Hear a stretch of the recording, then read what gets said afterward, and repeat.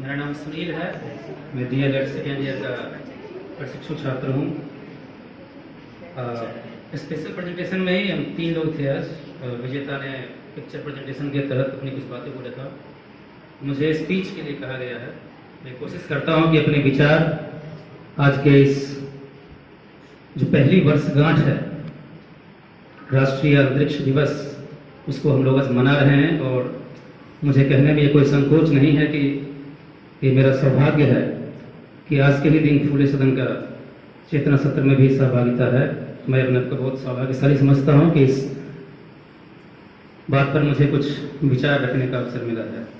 तो सबसे पहले तो आप सभी को राष्ट्रीय अंतरिक्ष दिवस की पहली वर्षगांठ की बहुत बहुत शुभकामनाएं।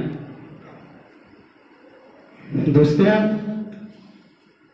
आज से ठीक 1 साल पहले पता तो सबको था कि 6 बजे के आसपास में हमारा लैंडर विक्रम लैंड करेगा, लेकिन सब कहीं न कहीं थोड़े से सशंकित थे, थोड़े से मन में शंकाएं थी कि कहीं पिछली बार की तरह इस बार भी कहीं हार्ड लैंडिंग ना हो जाए।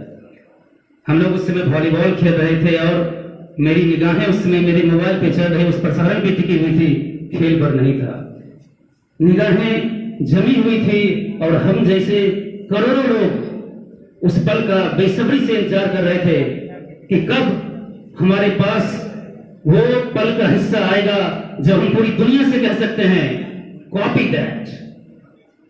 कॉपी दैट मैंने इसलिए कहा क्योंकि जब भी कोई मिशन सक्सेसफुल होता है तो उस मिशन का डायरेक्टर ये कहता है कि दुनिया से कहो कि हमारा मिशन सक्सेसफुल हो गया है, दुनिया से कहो कि हमारा कॉपी करके दिखाओ। तो मैं उस पल का इंतजार कर रहा था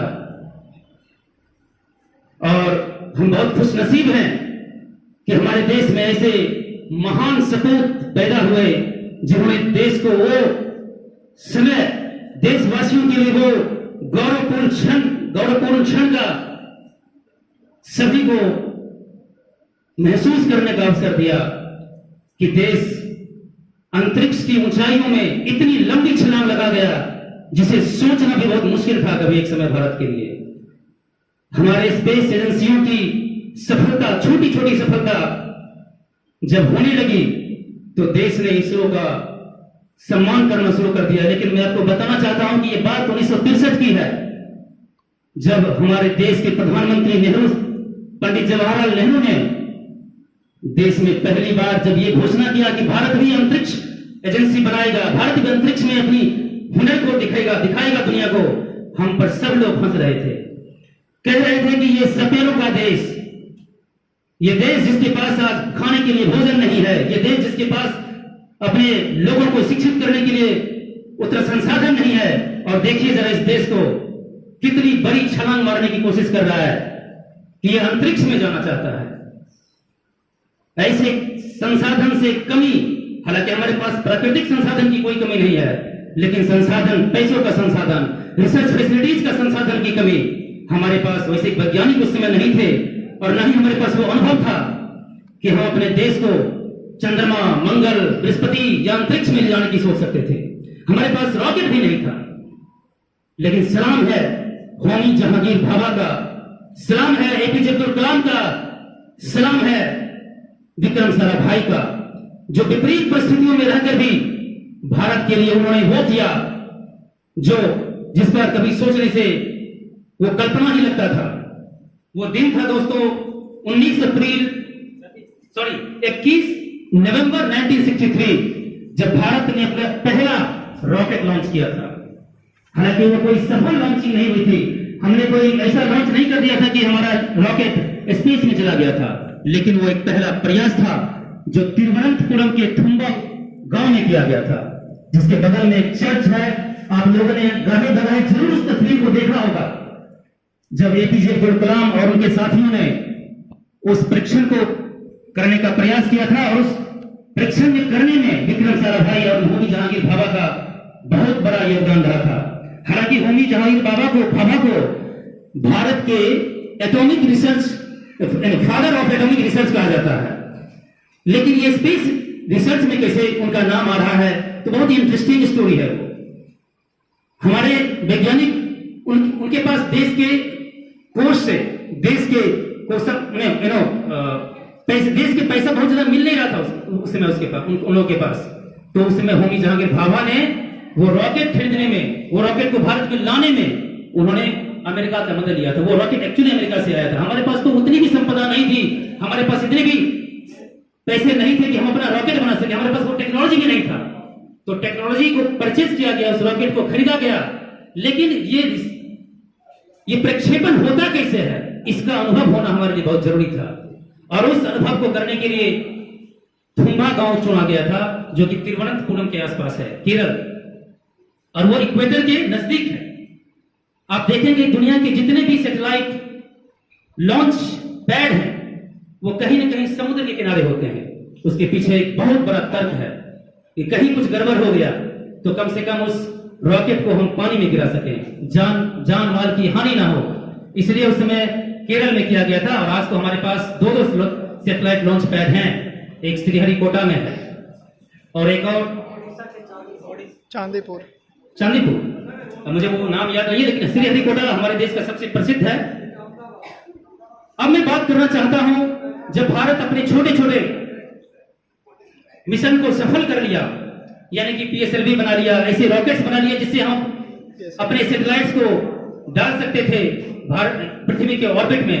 लेकिन भारत को पहली बड़ी सफलता तब मिली जो साल था 2014। भारत ने पहले ही प्रयास में वो कर दिखाया जो चाइना जैसे विकसित देश, यूएसए जैसे विकसित देश, रूस जैसे विकसित देश एक बार में नहीं कर पाए थे, और वो था हमारा मंगलयान। पहली बार कोई भी एजेंसी मंगल पर अपना सैटेलाइट भेज रही थी, और पहली बार में ही सफलता प्राप्त कर लेना, ये हमारे लिए गौरवपूर्ण क्षण था। तो दोस्तों, ये जो 23 अगस्त हमारे लिए राष्ट्रीय अंतरिक्ष दिवस है, ये कोई एक दिन की सफलता नहीं है, ये सफलता हमें दशकों के बाद मिला है। और अगर हम लोग ये मना रहे हैं तो हमें उन सभी लोगों को इसका श्रेय देना चाहिए जिन लोगों ने भारत की इस अंतरिक्ष यात्रा को यहां तक लाया है। मार्स ऑर्बिट मिशन का नाम था, और भारत करने वाला वो पहला देश था जो पहले प्रयास में कर लिया। तो हम आज उन महान विभूतियों को भी सम्मानित करेंगे, जिसमें इसरो के चीफ उस समय के तत्कालीन के राधाकृष्णन साहब थे, मिशन के डायरेक्टर थे के केशव राजू, प्रोजेक्ट डायरेक्टर थे Subbaiah Aruna, associate project director थी बीएस किरण। मैं पिछले दिन जब रक्षाबंधन था तो ग्रुप में एक मैसेज किया था, और उसमें हमने हमारे देश की नारी शक्तियों को सम्मानित करने के लिए मेरे मन में जो भी विचार आया था रक्षाबंधन के दिन, मैंने अपने विचारों को व्यक्त किया था।